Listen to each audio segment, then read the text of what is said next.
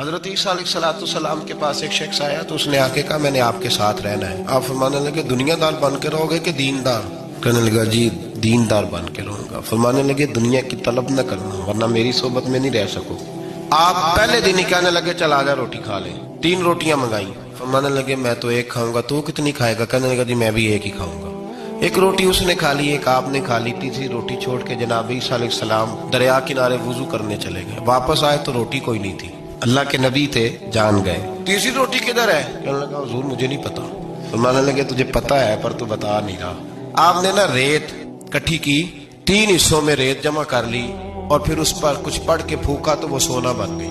आप फरमाने लगे ये सोना तेरा, एक ढेरी तेरी, एक मेरी और तीसरी उसकी जिसने तीसरी रोटी खाई है। कहने लगा जी मैंने ही खाई है। फरमाया ओ भले मानस तुझे कहा था दुनियादारी न करना, तुझे जनाब ईसा की सोबत मिलेगी, पर तू तो एक रोटी पे रह गया।